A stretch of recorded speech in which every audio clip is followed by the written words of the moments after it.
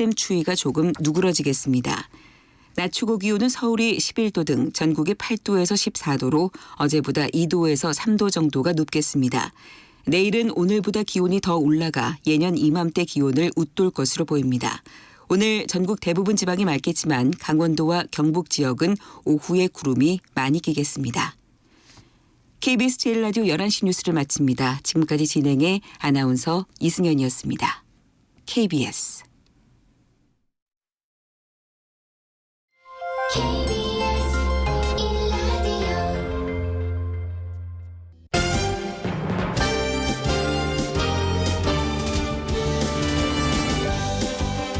KBS 1라디오 신성원의 오늘 세계는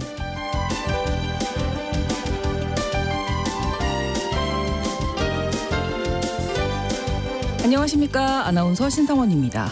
꽃샘 추위가 이어지고 있어서 그럴까요? 이 완연한 봄을 기다리게 되죠.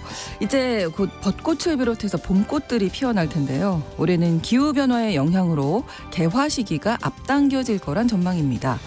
미국의 벚꽃 명소 중에 하나인 워싱턴 DC의 타이드 베이슨 주변에는 이미 벚꽃이 만개해서 절정이라고 하는데요. 이곳은 평균 4월 4일쯤이 절정인데 올해는 2주나 빨리 벚꽃이 만개한 겁니다. 우리나라의 개화 시기도 앞당겨질 전망인데요. 민간 기상업체 K웨더의 예측에 따르면 21일 제주를 시작으로 남부지방은 3월 25일에서 29일, 중부지방은 3월 30일에서 4월 5일이면 벚꽃이 핀다고 합니다. 또 서울은 지난해보다 8일 정도 빨라져서 4월 2일쯤이면 벚꽃을 볼 수 있을 거라고 하는데요. 기후변화로 벚꽃 개화 시기가 앞당겨진 만큼 봄 맞을 준비도 서둘러야겠습니다. 오늘 주목할 국제사회 뉴스 헤드라인 뉴스와 키워드로 정리해드립니다. 통신원 취재수첩에서는 몽골 연결해서 황사의 발원지인 몽골에서는 매년 반복되는 황사 피해를 어떻게 극복하고 있는지 알아보겠습니다. 그리고 글로벌 이슈에서는 우리 시간으로 오늘 새벽에 끝난 미국의 연방공개시장위원회 정례회의 결과를 정리하고 분석해보겠습니다. 3월 21일 목요일 KBS 1라디오 신성원의 오늘 세계는 시작합니다.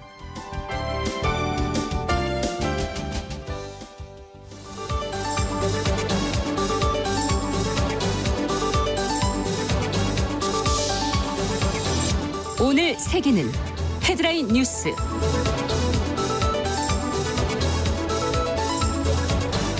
미국 연방준비제도가 금리를 동결했습니다. 연준은 현지 시각으로 20일 연방공개시장위원회 정례회의에서 기준금리를 연 5.25에서 5.5%로 동결했습니다. 작년 9월부터 이번까지 5회 연속 동결입니다. 연준은 물가가 목표치인 2% 향해서 지속 가능하게 움직이고 있다는 확신을 얻기 전까지는 목표 범위를 축소하는 것은 적절하지 않을 것이고 경제 전망은 불확실하고 물가는 여전히 높은 수준이라고 밝혔습니다. 시장은 연준이 오는 6월 기준금리를 인하할 것으로 전망하고 있습니다. 프랑스가 구글에 거액의 과징금을 부과했습니다. 프랑스 독점 규제 기관은 뉴스 콘텐츠 사용료를 내지 않은 구글 측에 2억 5천만 유로, 우리 돈으로 3,600억 원의 과징금을 부과했습니다. 프랑스는 구글이 뉴스 콘텐츠 사용료에 관해서 언론사와 맺은 계약을 위반했으며 거대 언어 모델인 제미나이를 탑재한 인공지능 챗봇 바디를 출시하면서 프랑스 언론사들의 콘텐츠를 무단으로 사용했다고 지적했습니다. 구글은 이에 대해서 이의를 제기하지 않기로 약속했고 위반 사항을 개선하기 위한 일련의 시정 조치를 받았습니다. 미 연방대법원이 텍사스주 이민법 시행을 허용했습니다. 연방대법원이 19일 날 해당 법의 시행을 막아달라는 조 바이든 행정부의 긴급 요청을 기각하면서 텍사스주 이민법의 집행정지 명령을 해제한다고 밝혔습니다. 앞서 텍사스주는 직권으로 이민자를 체포 구금할 수 있게 하는 이민법을 발의했습니다. 연방대법원의 결정으로 텍사스주 이민법은 곧바로 효력을 낼 수 있게 됐는데요. 그렇지만 백악관은 근본적으로 텍사스 국경 문제에 대한 연방대법원의 결정에 동의하지 않는다면서 반대 입장을 밝혔습니다.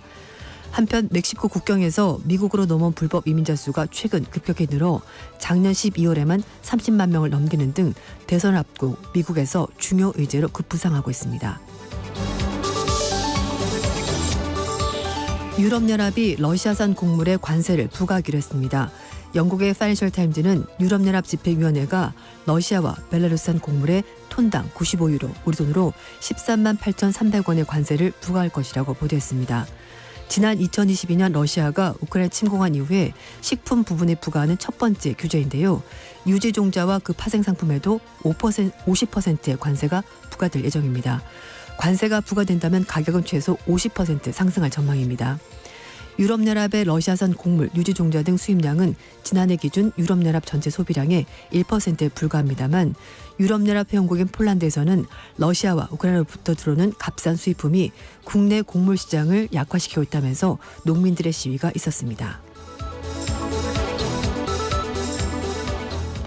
아일랜드 총리가 전격 사임했습니다. 리오 버라드커 아일랜드 총리가 전격적으로 사임을 발표했다고 영국의 BBC가 보도했습니다. 2017년부터 통일 아일랜드당 대표를 맡던 버라드커 총리는 2017년부터 20년까지 총리를 지낸 데 이어 22년 12월부터 다시 아일랜드 공화당, 통일 아일랜드당, 녹색당의 연립정부의 총리로 취임했는데요. 총리는 사임 이유가 정치적이면서 개인적인 것이라고 밝혔는데 AP통신은 통일 아일랜드당에서 버라드커 총리에 대한 불만이 커지고 있는 것이 사임에 영향을 준 요소일 수 있다고 분석했습니다. KBS 라디오 오늘 세계는 오늘의 헤드라인 뉴스로 시작했습니다. 외신캐스터 조윤주 씨가 수고해 주셨고요. 이번에는 오늘의 키워드로 정리한 국제사회 뉴스도 함께 살펴볼 텐데요. 자, 첫 번째 키워드는 2027년까지 준비를 끝내라라고 누가 말했습니까? 시진핑 주석이 말했습니다. 오. 네, 지금 중국의 대만 침공, 대만과의 전쟁 이 얘기가 지금 몇 년째 계속 나오고 있는 상황인데요. 네. 인도 태평양 지역을 담당하는 존 아킬리노 미 인도 태평양 사령관이 군사력을 강화하는 중국이 2027년까지 대만을 무력으로 통일할 수 있는 역량을 확보할 것으로 보인다라고 밝혔습니다. 이 하원 군사위원회 청문회 제출한 서면의 그 내용인데요. 이 사령관은 중국이 경제성장 둔화 속에서도 공격적인 군사력 확대, 현대화 그리고 이 강압적인 회색지대 전략을 계속 추구한다면서 이 모든 징후가 중국이 2027년까지 대만 침공 준비를 마무리하라는 시진핑 주석의 지시를 이행하고 있는 것 같다라고 설명했습니다. 그렇군요. 근데 사실 뭐 이게 어제 오늘의 일은 아닌데 네. 시 주석의 지시 사항이다 하니까 진짜 그럴 수 있겠구나. 실행이 되겠구나. 뭐 이런 생각도 맞습니다. 드네요. 이 사령관 얘기로는 중국의 행동이 중국이 대만을 중국 본토와 무력으로 이 통일하는 지시가 내려질 경우 시 주석이 선한 방식으로 일정을 맞출 수 있는 능력을 충분히 가지고 있다. 이거를 보여주는 걸 설명을 했는데요. 네. 그래서 일단 중국의 대만 침공 가능성, 물론 전문가들마다 의견이 사실 엇갈리긴 합니다만 일단은 중국은 분명히 전쟁을 하지 않고 대만을 흡수할 것으로 그렇게 원하긴 하겠지만 그러나 중국의 의도는 만약에 행동을 해야 된다면은 거기에 걸맞게 모든 상황을 맞추려고 할 것이다. 그러니까 군사 역량을 그때까지 강화할 것으로 보인다라고 밝혔습니다. 네. 최근에 이제 홍콩 보안법이 통과되면서 이런 게 결국 이제 대만 측에도 적용이 될 거다라는 얘기가 나오고 있고요. 또 최근에 우크라이나 전쟁 있지 않았습니까? 그걸 보더라도 사실 러시아가 우크라이나 침공할 거라고 아무도 예상 못했습니다만 그렇죠. 굉장히 희박한 가능성이 말했거든요. 그걸 보면은 중국도 그러지 말란 법이 없지 않냐. 또 시진핑 주석이 자기 권력을 공고히 하는 걸 보면 결국은 대만 침공 가능성 제로라고 말할 수는 없을 것 같다. 이런 전문가들 얘기가 그래서 나오는 것 같습니다. 아무튼 긴장이 강화되는 네. 거는 좀 피하고 싶은 맞습니다. 일이기는 한데 예. 중국의 이야기였고요. 자, 두 번째 키워드는 메이드 인 인디아가 만들어낸 결과라고 네. 하셨어요? 네, 나렌드라 모디 총리가 인도를 세계에서 가장 강력한 나라로 만들고 싶어하고 또 제조업도 강화하고 있는데요. 네. 하지만 그에 대한 결과로 대기오염 너무나 심각한 상황이 됐습니다. 네. 작년에 세계에서 가장 대기오염이 심각한 나라는 인도에 있는 베구사라이라는 곳인데요. 여기는 인구가 굉장히 적은 조그만 도시인데 네. 대기오염은 세계에서 가장 나쁜 곳이었습니다. 그렇군요. 그리고 대도시 기준 봤었을 때는 인도 뉴델리가 가장 심각했고요. 국가별로 봤었을 때는 방글라데시가 최악이었습니다. 네. 대기오염 주요 원인은 화석연료 사용인데요. 그렇죠. 여기에다가 이 화석연료 기업들 모두가 기후위기에 제대로 대응하지 않고 있다는 것을 결국 우리의 공기가 그대로 증명을 했습니다. IQ웨어가 공개한 2013년 세계 대기질 보고서를 보면 대기질이 가장 나쁜 곳 5국가 있었는데요. 네. 방글라데시, 파키스탄, 인도, 타지키스탄, 부르키나파소 이렇게 순서가 나왔습니다. 네. 이들 국가의 평균 초미세먼지 입자 농도가 세계보건기구 권고 지침인 세제곱미터당 5마이크로그램을 적게는 9배, 많게는 15배까지 높았다고 하는데요. 인도 북부에 있는 베구사라이 여기가 네. 초미세먼지 입자 농도가 작년 기준 118.9 마이크로그램으로 세계보건기구 기준의 23배나 너무 높게 심각이네요. 심각. 나왔습니다. 그리고 네. 인도 뉴델리도 92.7 이름 나와서 기준치보다 훨씬 더 대기오염이 심각했습니다. 이번 보고서에 포함된 134개 국가 지역 그리고 7,812개 도시 가운데 무려 92.5%가 권고 지침을 충족하지 못했다고 하고요. 대부분의 도시가 그러네요. 해당이 되는 상황이고요. 예. 그리고 반면에 대기질이 괜찮다. 건강하다라고 파악된 국가는 핀란드, 에스토니아, 호주, 뉴질랜드, 아이슬란드, 모리셔스 이렇게 몇 국가가 안 됐습니다. 그렇군요. 이게 특히 아시아 국가에서 이렇게 뭐 대기 오염, 특히 인도도 마찬가지고 네. 이게 차량 매연, 네. 뭐 제조업 아까 말씀해 주셨잖아요. 그러니까요. 이 영향이죠. 네. 맞습니다. 요즘에 그 해외 여행 가는 프로그램 TV에서 많이 하는데 인도를 가는 프로그램도 몇 번 나왔었거든요. 근데 자동차와 사람이 아, 그쪽, 반반? 반반 구별도 네. 없고 그렇군요. 그리고 또 그 강 주변에 그 화장터가 있고 이런 것들 보면은 공기가 깨끗하기가 좀 힘들겠다라는 생각이 드는데요. 특히 인도와 중국은 세계에서 가장 대기오염이 심각한 나라로 악명이 높습니다. 근데 네. 두 나라 모두 공통적으로 세계 공장으로 불린 그렇죠. 나라이고 네. 제조업이 강한 나라인데요. 인도는 매년 농작물을 태우는 것 때문에 연기가 굉장히 많고요. 차량 배기가스, 공장 배출가스 이것 때문에 극심한 스모그를 겪고 있는 나라고 작년 12월 달 같은 경우 정부가 뉴델리 전역에 초등학교에 휴교령까지 내릴 정도로 공기가 너무너무 나빴습니다. 그리고 자동차도 홀짝제로 운영을 하고 있고요. 전문가들은 아시아, 아프리카 지역의 주요 오염원은 차량 통행, 석탄 산업 배출 이런 것들 얘기를 하고 있고 또 앞에 말씀드렸듯이 계절적으로 뭐 농작물을 태우거나 쓰레기를 태우는 이런 행위 때문에 그 오염물질 너무 많이 배출되고 있고요. 또 나무, 배설물 이런 것들 태우는 것도 원인이다라고 얘기를 하고 있습니다. 네. 우리나라는 작년에 평균 19.2 마이크로그램 이제 기록한 것 조사가 됐는데요. 134개국 가운데 50번째로 공기가 나빴습니다. 그리고 우리나라 수도 서울은 7,812개 도시 가운데 1,206위 이렇게 차지했습니다. 일단 우리나라는 대기오염이 뭐 제조업, 산업오염 그리고 자동차 배기가스 이런 것들이 물론 오염원이긴 하지만 주변 국가로부터 오는 오염원도 상당한 것 같다 이렇게 평가를 했다고 합니다. 네. 근데 문제는 우리가 공기를 매일 매순간 마시고 살고 있기 이거 없으면 때문에 안 되죠. 네. 마스크를 한다고 해도 100% 걸을 수는 없거든요. 그래서 특히 이 대기오염이 우리 건강에 막대한 영향을 미치고 있습니다. 그래서 이 대기오염과 관련된 여러 가지 문제 때문에 매년 670만 명이 사망한다고 세계보건기구가 밝히고 있고요. 네. IQ웨어 측에서도 우리 삶의 모든 부분에 대기오염이 영향을 미친다면서 이 오염이 가장 심한 일부 국가에서는 이것 때문에 사람들의 수명이 짧게는 6년, 아니 짧게는 3년, 길게는 6년 정도 단축될 가능성이 그렇죠. 있다라고 얘기를 하고 있습니다. 네. 이 심각성을 잘 알고 이제 우리나라만 뭐 노력한다고 될 문제가 아니네요. 네, 이건 이 전 결과를 보니까 지구적인 예. 과제가 되는 거죠. 그렇습니다. 다 협력해야 할 맞아요. 사안이 아닌가 싶습니다. 맞습니다. 자, 세 번째 키워드 대통령 월급으로 이걸 샀다고요? 예. 네. 이걸 샀더라고요. 뭐예요? 명품 시계를 샀더라고요. 근데 뭐 명품 시계 한 개 정도 뭐 그럴 살 수 수 있죠. 있죠. 대통령이 네, 네. 그렇죠. 이제 뭐 국가 의전도 있고 여러 네. 그런데 너무 많이 샀다는 거죠. 아. 그러니까 2년 동안 무려 14개 서로 다른 시계를 착용하고 등장을 했다는 건데 네. 페루 역사상 첫 번째 여성 대통령을 주목받았던 디나 볼루아테르 대통령이 취득 경위가 불명확한 명품 시계를 공식석상에 다양하게 착용해서 검찰의 예비 수사 대상에 올랐다고 합니다. 네.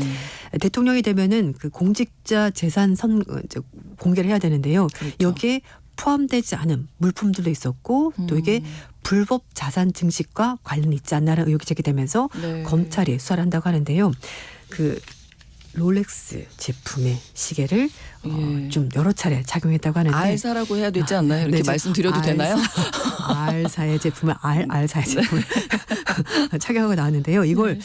그 인터넷 매체가 공식석상에서 나온 모습을 촬영한 그런 여러 가지 사진, 영상 이런 것들 다 종합을 해서 봤더니 네. 10,000장 정도의 사진을 분석했더니 네. 2년 동안 최소 14개 서로 다른 시계를 착용하고 와. 등장을 했는데 이걸 특히 사진으로 다 이제 체크를 그렇죠. 한 거군요. 요즘에 안 걸리는 게 없습니다. 맞아요. 다 보고 있습니다. 그렇습니다. 그래서 알사의 제품을 부쩍 많이 차고 나왔다는 거죠. 그래서 일부 제품의 가격이 소비자 가격 우량으로 2천만 원 조금 안 되는 제품도 있었다는 거죠.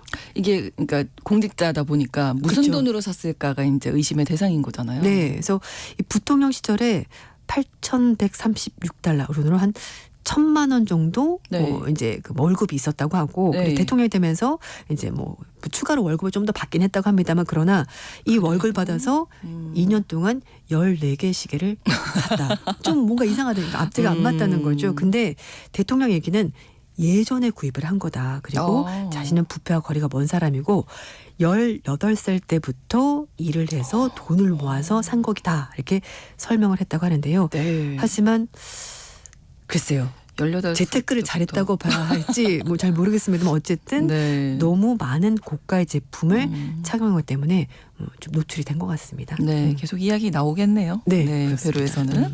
자, 다음 이야기. 사고 싶은 물건을 살 수 없는 이상한 매장. 이것도 뭔가 명품 뭐 이쪽이랑 네, 관련이 있지 않을까. 맞습니다. 사실 이 그 제품 매장에서 이런 네. 일이 비일비재하다고 사실 국내 언론에서도 약간 보도가 나온 적이 있었는데 네네. 그 여기는 이 매장입니다. 이 매장. 예. 이 매장? 여기는 그냥 얘기해도 될까요? 네네. 뭐 어쨌든 그 가방 안에 이제 수천만 원 하는 그런 이제 예, 매장인데, 알겠습니다. 네, 근데 미국에서 소비자들이 네. 소송을 제기했습니다. 아, 그래요? 네, 왜냐하면 내가 가서 돈 주고 내가 사겠다는데 내 돈 내산하겠다는데 왜 안 팔아? 라고 하면서 소비자들 권리가 침해당했다라는 건데요. 아마 여기가 뭐 대기 리스트 올리고 맞아요. 그래도 못 사고 막 이런 데일 걸요. 그 매장입니다. 그래서 네. 소위 말해서 실적을 쌓아서 싸진 않습니다. 근데 그 매장에서 싼 제품부터 차곡차곡 사기 시작을 해서 그래 그 싸다는 것도 우리 입장에서는 싸지 않지만 네, 그렇지만 어쨌든 그 매장에서는 가장 싼 제품 중에 그런 것들을 하나하나씩 사서 네. 당신은 좀 이걸 살 만한 경제력이 되는군요라고 싶으면 그때부터는 이제 가방을 살 수 있어요. 있다는 건데요. 예를 들면 뭘 사야 되나요? 스카프, 아, 신발 이런 것들 좀 사가지고 이것도 몇십만 원, 몇백만 원 할 텐데. 그렇죠. 실적을 쌓게 되면은 그 다음에 물건을 살 수 있다는 건데 이게 미국 소비자에게는 독점 금지법을 위반한 거다라고 하고 있습니다. 캘리포니아 소비자가 샌프란시스코 연방 대법원에서 집단 소송을 제기한 건데요. 네. 이 매장에서 한 품목을 판매하는 과정에서 다른 품목을 구매하도록 그러니까 이걸 구매해야지 다음 품목 구매할 수 있도록 연계를 시키기 때문에 이게 독점 금지법 위반이다라는 것이 소장의 그 내용입니다. 그래서 네.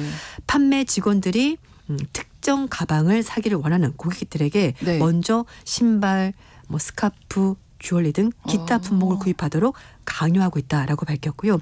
이런 자파류를 구매를 해야지 고가의 가방을 살 수 있는 기회를 부여한다라는 거죠. 좀 그러네요. 네, 그래서 원고 측은 이 회사 측이 소비자의 선택권을 제한한다는 점을 강력히 주장을 하고 있고요. 그리고 특히 설령 매장에 간다고 하더라도 직접 제품 보여주지 않는다고 합니다. 그래서 개인 공간으로 이동을 해서 네, 말씀하신 것 대기 명단에 쭉 있다가 그렇죠. 어느 정도 시간에 이제 한번 와보시죠. 그러면 이제 그 자격을 본다는 건데요. 맞습니다. 네, 그래서 그렇게 한다는 건데요. 그래서 원고 측에서는 금전적인 손해배상과 함께 이 회사 측에 이 가방을 구매를 원하는 고객들에게 다른 제품을 필수적으로 구매하는 관행을 바꾸도록 법원의 명령이 필요하다 이렇게 얘기를 하고 있습니다. 네. 이게 판결이 어떻게 나올지에 따라서 궁금한데요. 회사의 방침이 바뀔지도 좀 주목이 되는 부분입니다. 네.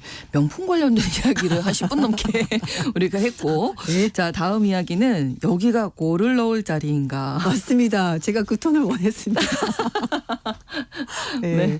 이게 이제 구글에서 딥마인드가 영국의 그 축구팀과 협업을 해서 축구 전술을 짰다고 합니다. 그래서 어디서 공을 차야지 골인이 될 확률이 높은지 그 위치를 알 수 있다고 하는데요. 바로 인공지능 덕분입니다. 구글의 인공지능 딥마인드가 세계 최고 축구 리그인 영국의 프리미어리그 바탕으로 해서 네. 축구 전술 코칭을 이제 개발했다고 하는데요. 네. 딥마인드가 클럽 코칭 도구를 배포했다면서 영국의 파이낸셜 타임스가 보도했습니다. 딥마인드가 축구 코칭 프로그램 개발을 위해서 2020년부터 무려 3년 동안 리버풀 FC와 협업했다고 하는데요. 예. 코너킥 자리 거기 7,176번의 상황을 데이터로 학습을 해서 코너킥과 같은 이렇게 세트피스 상황에서 네. 전체 골의 30%가 나온다는 점을 착안해서 어디서 차면은 골인 될 확률이 높은지 이거를 측정을 해봤다는 거죠. 그래서 네. 실제로 리버풀 팀의 데이터 분석가 코치 5명이 투입이 됐고 딥마인드의 전술 조언을 가지고 기존 전략보다 해봤더니 90% 정도가 이게 더 낫대? 라는 대답이 나왔다는 거죠. 그래서 근데 이제 리버풀의 감독은 구글 딥마인드의 전술 AI가 준 제안을 실제로 경기에 써봤는지는 대답하지 않았다고 합니다. 그렇군요. 예, 그래서 어쨌든 스포츠에서 이제 이게 적용될 수 있을지는 모르겠는데 뭐 로봇공학이나 교통 같은 곳에서는 사실 AI가 많이 쓰일 수 있거든요. 그래서 이런 기술이 코너킥과 같은 출발점에서 예측 가능한 계획을 세우는데 도움이 될 수 있고 그러네요. 실제로 우리가 이제 경기를 할 때 밖에서 네, 네. 될 수 있을지 그때는 좀 여러 가지 변수가 많거든요. 그래도 그렇죠. 어쨌든 이걸 토대로 해서 좀 더 많은 골 결정력을 낼 수 있지 않을까 싶습니다. 예, 전술은 감독님이나 코치님의 네. 영역이라고 생각했는데 이제 인공지능이 하는 시대도 왔다. 그렇습니다. 네, 지금은 더 정확하게 분석을 해주는 거니까요. 그렇죠. 협업을 하지만 앞으로 이게 협업의 비율이 50대 50일지 뭐 70대 30이 될지 그렇죠. 네, 그건 좀 봐야 되겠죠. 그렇습니다. 자, 6번째. 아까 뭐 공기질 얘기도 했지만 네. 핀란드가 7년 연속 가장 행복한 나라로 선정이 됐군요. 그렇습니다. 아까 그 공기질 좋은 나라에도 핀란드 포함이 속했던 되죠. 것 같은데. 네, 맞습니다. 유엔 지속가능 발전 해법 네트워크가 20일이 유엔에 정한 국제 행복의 날이라고 합니다. 그래서 네. 이제 세계 행복 보고서를 발표했는데요. 갤럽이 세계 각국의 이제 주관적인 웰빙을 토대로 해서 설문조사를 진행을 해서 네. 어디서 사는 것이 가장 행복합니까? 라고 물어봤더니 바로 1등이 핀란드가 나왔습니다. 7.741점. 그래서 이제 7년 연속 1등을 차지했고요. 네. 그다음이 덴마크, 아이슬란드, 스웨덴, 북유럽 국가들이 상위권에 그렇더라고요. 포진이 네. 돼 있었고요. 그다음이 이스라엘. 이건 지금 전쟁 중이라서 조금 약간 이게 그렇긴 한데 그 전에 조사했을까요? 21년부터 23년까지 자료 기반한 네. 거고요. 그다음에 네덜란드, 노르웨이, 룩셈부르크, 스위스, 호주 이렇게 순서가 나왔습니다. 우리나라는 점수가 6.058점으로 52위 차지했고요. 아프가니스탄은 143개국 중에서 꼴찌를 아무래도 차지했습니다. 그렇죠. 네. 뭐 어떤 점 때문에 행복을 느낄까요? 좀 짧게 안내해 주시면. 일단 인구 밀도가 높지 않은 곳 그곳이 행복하다고 합니다. 물론 사람들이 같이 네. 있으면 좋긴 하지만 또 약간 약간 자기만 거리도 있어야죠. 그쵸. 나만의 공간. 네, 나만의 네. 공간이 필요해서 그런 것이 높게 나왔고 네. 그리고 또 상당수 국가가 청년 세대가 기성 세대보다도 더 행복했다라고 합니다. 북미 호질린 뉴질랜드에서는 젊은 세대 행복도가 급격히 떨어졌고 이제는 노년층의 행복도가 더 높게 나왔는데 동부 유럽 국가에서는 그래도 젊은 층의 행복도가 훨씬 더 높게 나왔고요. 서유럽은 모든 연령대에서 행복도가 높게 나왔다고 합니다. 네. 그러니까 젊을 때 좀 힘들어도 네. 좀 괜찮아질 수 있다고 하니까. 네. 그래도 모두 다 행복했으면 좋겠습니다. 맞습니다. 네, 오늘의 헤드라인 뉴스와 키워드 외신캐스터 조윤주 씨와 함께했습니다. 고맙습니다. 네, 감사합니다. KBS 라디오 오늘 세계는 1부 마무리하겠습니다. 11시 30분부터 일부 지역에서 해당 지역 방송 보내드리고요. 잭 존슨의 노래 Better Together 함께 듣겠습니다.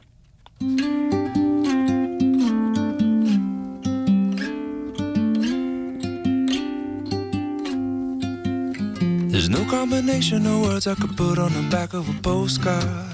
No song that I could sing, but I can try for your heart. And our dreams, and they are made out of real things, like a shoebox of photographs with sepia tone loving. Love is the answer, at least for most of the questions in my heart. Like, why are we here and where do we go? And how come it's so hard? It's not always easy, and sometimes life can be deceiving. I'll tell you one thing, it's always better when we're together. It's always better when we're together. Yeah, we'll look at them stars and we're together. Well, it's always better when we're together. Yeah, it's always better when we're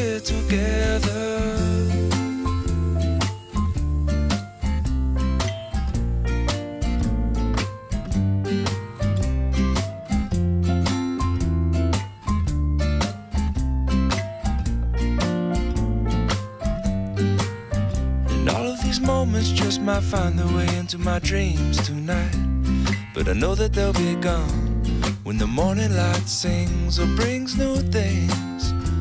For tomorrow night you see that they'll be gone too. Too many things I have to do, but if all of these dreams might find their way into my day-to-day scene, I'd be under the impression I was somewhere in between, with only two, just me and you. Not so many things we got to do, or places we got to be. We'll sit beneath the mango tree now.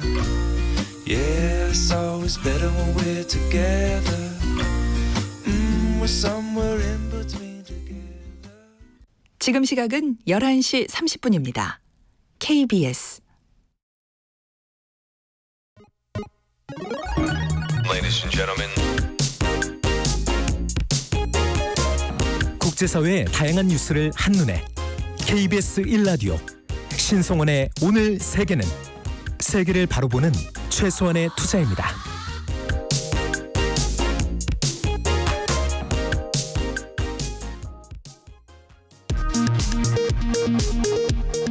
이 시각 라디오 정보센터 뉴스입니다.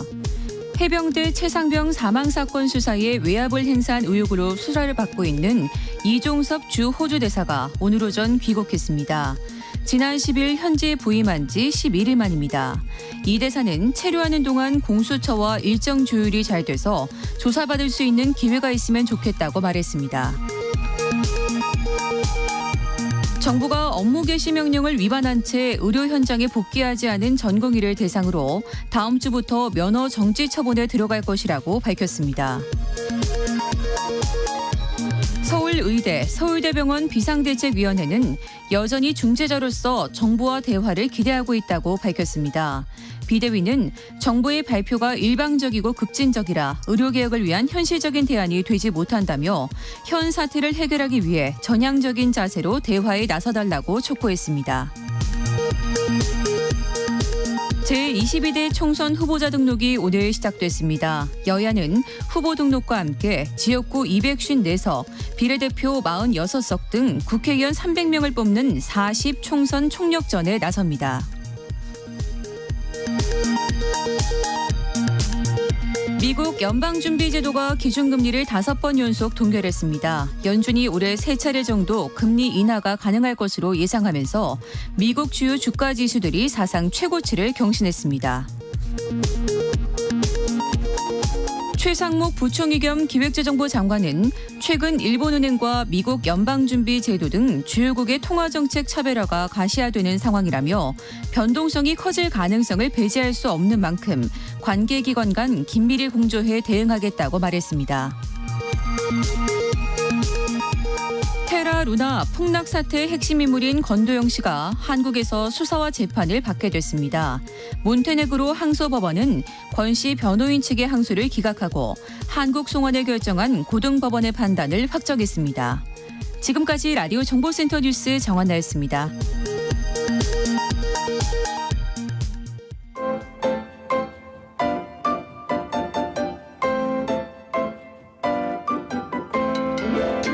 통신원 취재 수첩.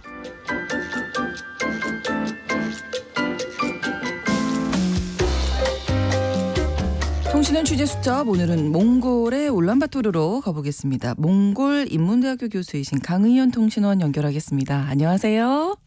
네, 몽골 울란바토르입니다. 네, 지난 주말에 우리나라에서 이 몽골 동부에서 발생한 황사가 올해 처음으로 왔거든요. 몽골도 어떻습니까? 황사 때문에 많이 힘드시죠? 예, 그렇습니다. 해마다 몽골에서 발원하는 황사의 계절이 시작됐습니다. 네. 황사는 몽골어로는 샤르샤르샤르라고 하는데요. 네. 이 황사 현상이란 주로 봄철에 모래와 먼지가 상류 기류에 얹혀서 지상 4에서 5km 상공까지 떠오른 뒤에 강력한 고층 기류에 의해서 편서풍을 타고 먼 지역까지 날아가 서서히 가라앉는 현상을 말합니다. 네. 주지하다시피 봄철인 3월부터 5월 사이에 해마다 우리나라에 영향을 미치는 황사는 주로 건조한 중국 내륙지대나 몽골 남부의 고비 사막 등에서 발생하는데요. 그렇죠. 몽골 언론 매체에서도 황사가 서해를 넘어 한반도에 도달했다는 뉴스를 내보내곤 합니다. 하지만 우리나라의 황사 유입 여부는 황사의 발원 용량과 기류에 따라 달라질 수 있기 때문에 우리나라 국민들께서는 최신 일기예보를 틈틈이 확인해 주시는 게 좋겠습니다. 네. 덧붙이자면 이번 황사의 발원지는 몽골 남부의 고비 사막이 아니고 몽골 동부 지역이었습니다. 그렇군요. 네. 한편 바다가 없는 몽골은 유라시아 대륙 깊숙이 위치해 있기 때문에 네. 이 바다에서 불어오는 훈풍과 함께 봄을 맞기는 불가능합니다.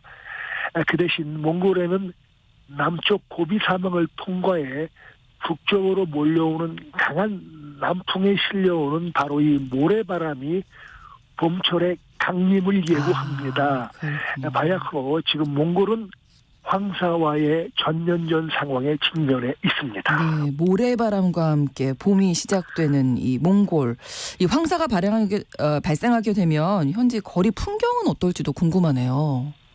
그래요. 제 경험에 비추어 본다면 황사가 개시되는 몽골의 봄은 흙먼지 바람과 함께 오는데요. 네. 다소 온기가 느껴지는 바람이 3월부터 서서히 불어오기 시작합니다만 네. 몽골의 봄 날씨는 도대체 종잡을 수가 없습니다.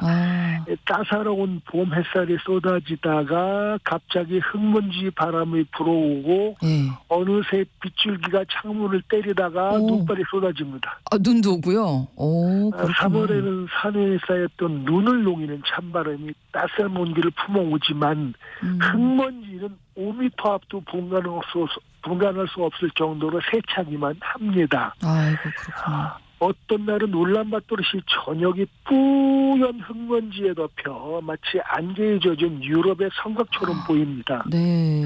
이런 날씨엔 시골 일부 지방에서 새끼 가축들이 바람에 날려갔다는 뉴스가 안방에 전달되기도 합니다. 봄철을 맞은 몽골의 거리 풍경은 선글라스를 끼고 다니는 많은 사람들로 붐빕니다. 네.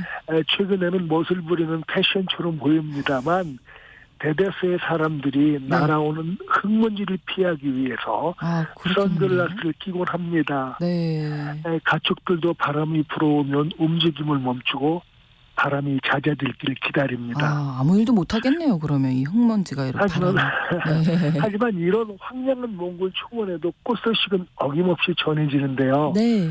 몽골의 봄은 우리 한반도보다 한 달 반 가량 늦은 5월이나 돼야 피부로 느낄 수 있고요. 네. 5월 초 계곡에는 잔설에 남아있긴 해도 할미꽃이 강한 생명력으로 피어납니다. 몽골의 수도 울란바토르시 근교의 휴양지 테렐지에는 할미꽃밭이라 부를 만큼 할미꽃이 지천으로 피어난 장관을 이룹니다.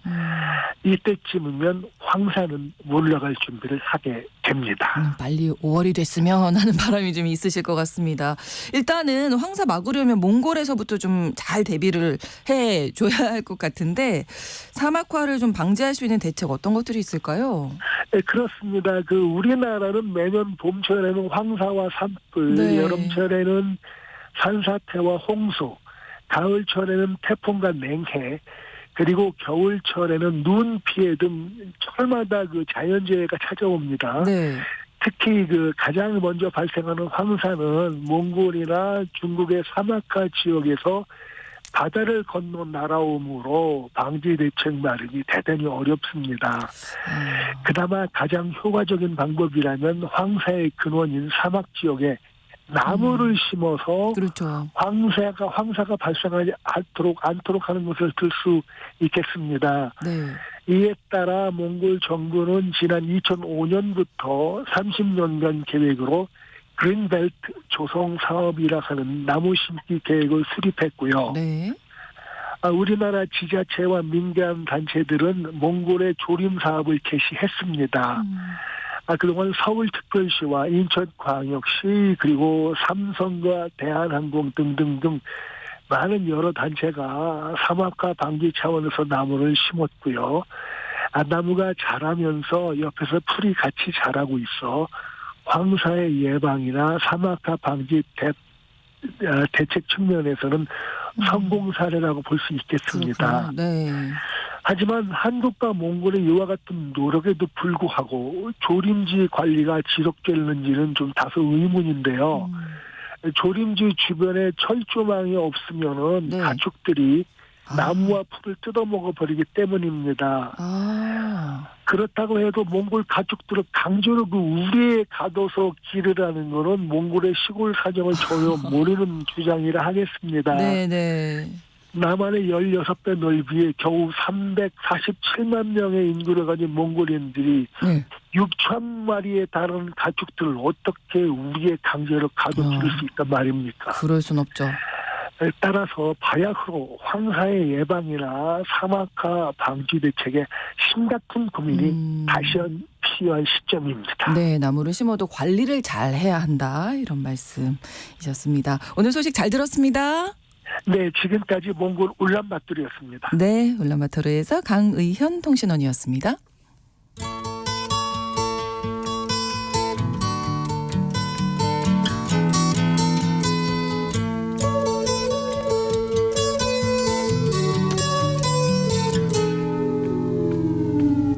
Here comes the sun. 미국의 중앙은행인 연방준비제도 이 연준이 현재 시간으로는 20일, 우리 시간으로는 오늘 새벽에 기준금리를 동결했습니다. 자, 앞으로 미국의 금리 인하 어떻게 이루어질까요? 오늘도 한양대학교 김광석 겸임교수와 함께 이야기 나눠봅니다. 어서 오세요. 네, 안녕하세요. 쾌행하십니다. 오늘 새벽에 또 일어나셔서. 네, 1년에 8번은 네.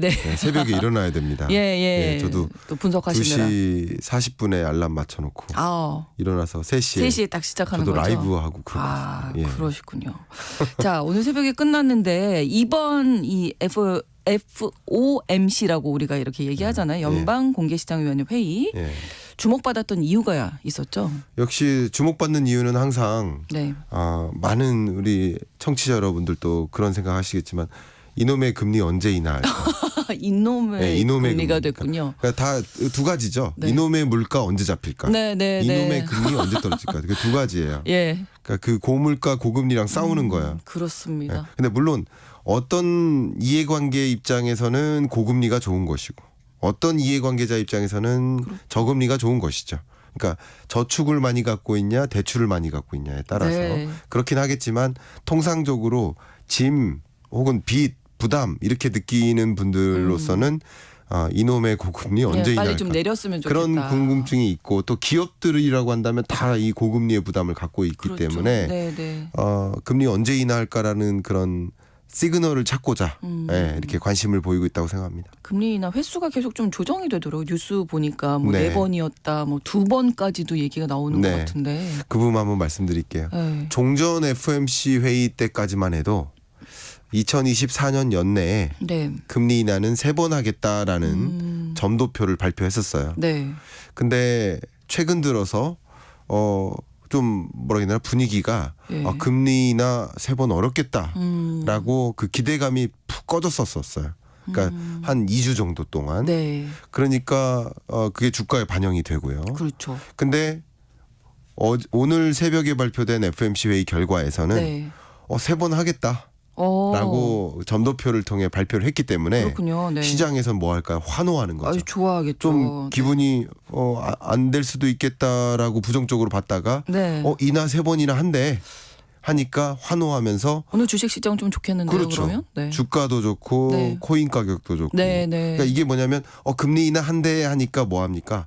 주식의 비중을 늘리자. 그렇죠. 현금 보유 비중을 줄이자. 네. 그러니까 돈이 이동하는 거야 시장으로. 그러면 주가가 올라가는 겁니다. 그렇군요. 네, 그런 변화라고 볼 수 있겠습니다. 예, 그 기준금리는 또 다시 동결됐고요. 네, 이번 금리 동결은 뭐 예상했던 거 그대로 그대로 이행됐습니다. 네.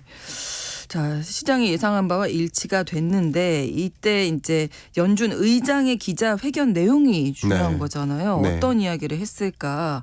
뭐 의미심장한 발언이 나왔을까요? 뭐 아마 키워드로 꼽으셨던 그 단어가 네. 그러니까 범피 로드라고 표현한 거. 범피 로드. 그러니까 울퉁불퉁한 길이다. 그러니까 물가 안정화를 기대하고 있지만 네. 그 물가 순탄치 안정 않다. 그렇죠. 물가 안정화로 가는 그 여정이 탄탄하지 않다. 그 좋은 그 잘 닦아진 도로 같지가 않다. 그래서 물가가 올랐다 떨어졌다 하면서 잘 안 잡힌다. 그러니까 물가 잡기 위한 여정이 쉽지만은 않다라는 네. 표현이고 그렇기 때문에 당장 금리 인하하기는 어렵다. 예를 들어서 많은 분들이 뭐 6월 정도를 기대하세요. 네. 혹은 5월 정도를 기대하십니다. 5월, 6월쯤에는 금리 인하하지 괜찮지 않겠어. 않을까? 소위 조기 인하에 대한 기대감을 갖고 계세요. 네. 근데 그 범피 로드라는 표현을 쓴 것이 뭐냐면 상반기엔 좀 어렵지 않겠느냐. 아. 네. 그런 시장의 심리를 자극한 거라고 볼 수 있겠습니다. 네. 인하하긴 할 건데 상반기 언제 인하할 건지가 중요한데. 그거는 그렇죠. 근데 그리고 언제 인하하느냐에 따라서 네. 인하의 횟수나 정도가 또 달라질 수 있거든요. 그렇죠. 예를 들면 극단적으로 5월에 인하를 시작해요. 네. 그러면 6월 정도는 한번 경과를 지켜보다가 그렇죠. 7월 정도에 금리 인하 또 할 수 있는 겁니다. 그리고 또 경과를 지켜보다가 11, 12월쯤에 또 한번 할 수 있는 거예요. 네. 근데 만약에 5월, 6월이 안 한다고 한다. 했으니까. 그럼 7월에 한다. 혹은 네. 그 이후에 한다. 그럼 연내에 금리 인하의 정도가 작아질 수 있겠죠. 그렇죠. 두 번 정도로. 네, 네. 그러니까 금리 인하 시점에 대한 기대. 그리고 시점이 언제이냐에 따라서 네. 자산 시장의 변화가 또 일어날 수 있거든요. 그렇죠. 부동산 네. 시장이나 여러 가지 면에서. 그렇기 때문에 그 시점에 대해서 관심이 있는데 상반기에는 좀 어렵지 않겠느냐 하는 생각들을 좀 많이 하실 수 있고 네. 그러나 아직까지는 시장의 그 기대감만큼은 6월에 초점을 두고 있습니다. 아, 예, 아직까지는. 6월 정도쯤. 예. 네. 근데 어쨌든 연준 의장도 지금 좀 조심스러워하는 게 지금 현재의 상황. 네. 예. 어떻게 보고 있나요? 그렇죠. 조심스러운 건 뭐냐면 만약에 물가도 잘안 집히고? 조기 금리 인하를 했다가 네, 네. 그랬다가 다시 물가가 튀면 어떡하지? 그럼 또 올릴 수도 없고. 그럼 그제서 다시 인상해야 되니까 더 그거는 혼란해져요. 그렇죠. 그러니까 더 혼란해지니까 최근 몇 개월 동안 지속적으로 썼던 영어 표현이 컨빅션이라는 단어입니다. 그러니까 물가가 확실히 잡혔다라는 그런 정말 확정적인 근거를 찾고 나서 그때 금리 인하하겠다라는 거니까 근데 아직은 아니다. 그러니까 라고 보는 아직은 거네요. 아니다라고 좀 생각해 주시면 도움이 되지 않을까 생각합니다. 네. 양적 긴축 뭐 이런 얘기 있던데요. 네. 그건 어떤 건가요? 그러니까 이 통화 정책이라 함은 네. 그러니까 시장에 돈을 얼마나 유동성을 풀리게 만들 것이냐 아니냐 이걸 결정하는 것인데 네. 금리를 인하해도 상대적으로 시중에 더 많은 유동성이 풀리겠죠. 예, 그런 것도 있고요. 역시 중앙은행에서 자산 매입 프로그램을 통해서 네. 예, 시중에 유동성을 더 공급하고 덜 공급하고도 있고요. 네. 또 한 가지는 지급 준비율. 시중은행들아 너네 이 정도는 준비를 하고 있어. 너무 많이 만일의 대출해 주지 사태. 마. 네. 그러니까 지급 준비율이라는 규정을 정해요. 그러니까 그런 것을 낮추면 또 유동성이 공급되는데 네. 이런 여러 가지 수단들을 이용해서 통화 정책 기조를 유지하는 것, 만들어 나가는 겁니다. 근데 역시 양적 긴축이라는 것도 완화적인 스탠스로 양적 긴축 정책에서 양적 완화 정책으로 네. 전환되기 그런 수순이라고 볼 수 있겠는데 그런 수순 전환점에 해당됩니다. 그러니까 24년은 이제 극단적인 긴축에서 서서히 완화의 시대로 건너가는 전환점. 그러니까 양적 긴축이라는 그 통화 정책 기조도 서서히 종료하고 네. 그리고 이제 서서히 완화적인 스탠스로 바꾸기 위한 그런 움직임으로 가는 전환점이라고 여러분 생각해 주시면 도움이 되겠습니다. 네. 특별히 이 회의 열리기 전부터 그 점도표에 네. 주목을 많이 하더라고요. 이 네. 점도표가 어떤 건가요? 네. 그러니까 이 금리를 어느 정도로 할지에 대한 의견을 네. 파월 혼자 결정하는 게 아니라는 거죠. 네. 연준 위원들이 소위 내가 보기에는 이 미국 경제를 봤을 때 네. 3번 인하하는 게 적절해라고 생각하는 위원도 있고 그렇죠. 또 어떤 위원들은 금리 인하하면 큰일 나 하는 위원도 있을 각자 겁니다. 의견이 다 다르겠죠. 의견이 다 달라요. 네. 그 의견이 다른 위원들을 금리 수준을 적정한 금리 수준을 점을 찍도록 하는 거예요. 그럼 점을 찍도록 하면 그 연준 위원이 100% 모두 만장일치로 4.6%로 보는 것이 아니라 어떤 사람은 뭐 5.2, 예, 어떤 예, 사람은 예. 뭐 4.3 그렇죠. 이게 다릅니다. 네. 다른데 중간값이 4.6이라는 거예요. 그러니까 지금 5.5% 기준금리에서 네. 4.6%를 향해 중간값이 그 정도이니 그렇게 갈 개연성이 높다라는 것이지 100% 4.6으로 간다는 것은 아니죠. 네. 그리고 그 점도표가 언제든지 또 바뀔 수 있는 겁니다. 그때의 그렇군요. 물가 상황을 고려해서. 네. 네. 이 위원들이 19명 네. 전원이 이제 점을 하나씩 찍는 거군요. 그렇습니다. 예. 그래서 여기에서 이제 올해 세 차례 금리 인하가 이루어질 것이다. 네, 현재로서는 그 그렇게 보고 있는 중간값이 거죠? 아. 거의 많은 비중의 위원들이 4.6%가 적절해라고 생각하는 거니까 네. 그렇게 스탠스를 가져가고 있는 거라고 볼 수 있겠습니다. 네. 이 결과가 시장에 어떤 영향을 미칠지가 네. 제일 중요한 거잖아요. 네. 당연히 앞에 말씀드렸던 것처럼 환호한다라고 표현했잖아요. 네. 그러니까 환호한다는 얘기는 생각했던 것보다 금리 인하의 횟수가 많네. 두 번까지도 사실 예. 나왔었거든요. 예, 그러니까 저희 이 시간에도 전해드렸지만. 그렇죠. 이 FOMC 회의가 있기 직전까지는 네. 두 번이지 않겠어 하면서 좀 풀이 죽었었어요. 맞아요. 근데 두 번이 아니라 세 세 번이네. 번이구나. 감사. 땡큐. 네. 하면서 이 주식 시장으로의 돈의 유입이 더 강해지는 거죠. 그게 주가를 상승시키는 거죠. 네. 그래서 지금 여러분들이 경험하고 계시는 자산 시장의 모습은 그렇다. 그리고 세 번 인하하고 점진적으로 금리를 인하하는 수순을 가져간다라고 하는 것은 금리 정상화거든요. 네. 이게 어떤 미국 경제가 지금 불안하니까 그러니까 금리 인하를 하는 게 아니라 예. 이제 5.5%의 통화 정책은 이게 물가를 잡기 위한 것이지 네. 정상적인 중립금리에 해당되지는 않는다. 그러니까 예를 들면 한 3.5%를 향해서 네. 금리를 정상화하는 수순을 가져가겠다. 정상화하는 과정이 이렇게 성급하게 조급하게 하는 것이 아니라 네. 천천히 물가가 다 잡혔는지를 확인하고 해나가겠다라는 거니까 네. 이 통화정책 기조가 바뀌는 과정에서 궁극적으로는 뭐 자산 시장의 전반적인 그 스탠스가 바뀐다 이렇게 해석하시면 좋겠고, 네. 그러니까 자산 관리 포트폴리오를 조정하는 시점이라고 볼 수 있겠죠. 그러네요. 네. 네. 그럼 우리나라 경제에는 어떤 영향을 미칠까요? 우리나라 금리 경제도. 인하 시점이 늦춰지는 거니까. 네, 좋습니다.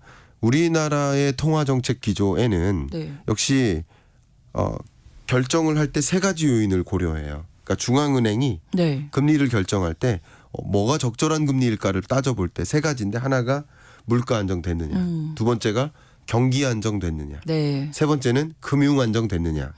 이 세 가지를 고려하는 거라고 볼 수 있습니다. 네. 그런데 지금 우리 경제의 여건을 보면 그래도 금리 인하가 필요한 시점 아닌가 하는 생각을 하는 시점이라고 볼 수 있어요. 예를 들어서 부동산 PF 부실이라든가 미분양 주택이 너무 많이 쌓인다든가 네. 이런 것들이 또 부정적인 영향을 많이 미치거든요. 그렇죠. 근데 한국은행으로서는 물가 상승률이 그래도 2%에 부합하게 떨어져 주고 있으니까 그러면 연중 언제쯤에는 금리 인하해야 돼라는 생각할 거예요. 근데 이 세 가지만 고려하는 게 아니라 하나 더 고려하는 거죠. 바로 한미 기준금리 격차. 그렇죠. 그게 또 우리가 중요하죠. 먼저 금리를 인하했다가는 네, 선제적 금리 인하를 했다가는 그러면 외국인 투자자들이 봤을 때 한국이 뭔가 급한 일이 있는가 보다. 뭔가 위기 상황인가 보다. 그러니까 미국보다 먼저 인하하는 거지. 사인을 주는군요. 라고 이게. 이해를 할 수가 있어요. 그러면 외국인 자금의 유출이 대대적으로 일어날 수 있습니다. 그렇죠. 그러니까 그것을 감안하고 의사결정을 내려야 되니 한국이 먼저 인하하기가 부담스러운 거예요. 네. 그러니까 미국이 얼마만큼 언제 금리를 인하할지가 네. 결국 그거보다 후행해서 우리나라의 금리 인하 결정에 영향을 줄 것이라고 보기 때문에 네. 그렇기 때문에 지금의 결과가 한국은행 총재나 우리 금통위 위원들조차도 네. 굉장히 관심 있게 지켜보셨을 거라고 생각되고, 그렇군요. 저만 새벽에 일어난 게 아니라 많은 분들이 오늘은 아마 좀 많은 분들이 네. 축구 경기 때문에만 일어나는 게 아니라 그러네요. 그 금리 네. 결정이 너무나 중요하네요. 제가 한번 네. 재밌는 거 말씀드릴까요? 파월의 금리 결정이 네. 예를 들어 금리 인상한다라는 의사 결정은 네. 우리나라의 금리 결정에 인상 경로에 영향을 미치고요. 그렇죠. 그러면 금리가 올라가는 만큼 우리나라 정말 한 2천만 가구 정도에 해당되는 대부분의 금융대출 가구가 불안하게 되고, 그렇죠. 그러면 같은 가계부채에 대해서 더 많은 이자를 상환해야 되니, 네. 그러면 아버지 월급이 늘지 않는데 이자 상환액은 늘어나니, 그러면 아버지의 소비 지출 능력, 우리 가정의 소비 지출 역량이 줄어들고, 네. 그러면 아이 입장에서 우리 집에 반찬 수가 줄어들고 나의 용돈이 줄어요. 그럴 수 있죠. 맞아요. 초등학생 학생들도 네. 용돈이 줄고 그 용돈이 주니까 학교 갔다 돌아오는 길에 아이스크림 사 먹을 수 있는 능력도 줄어요. 그리고 파월의 금리 결정이 그러네요. 초등학생의 아이스크림 소비에 영향을 주는 거예요. 그렇기 때문에 온 국민이 이 금리 결정에 대해 관심을 갖고 있는 것이라고 볼 수 있겠죠. 이렇게 중요한 이야기를 오늘 중요한 또 이야기입니다. 해주셨습니다. 네. 오늘 글로벌 이슈 연방 공개시장위원회 회의 결과 금리 동결됐다. 네. 그 흐름들을 오늘 또 자세하게 살펴주셨습니다. 일본 얘기도 하고 싶었는데 요건 다음 기회에 다음에 하시죠. 예, 제가 꼭 여쭤보겠습니다. 네. 글로벌 이슈 한양대학교 김광석 겸임교수와 함께했습니다. 고맙습니다. 감사합니다. KBS 1라디오 신성원의 오늘 세계는 오늘 순서 마무리하고요. 빌 위더스의 Just the Two of Us 노래 전해드리겠습니다. 저는 내일 다시 오겠습니다. 고맙습니다.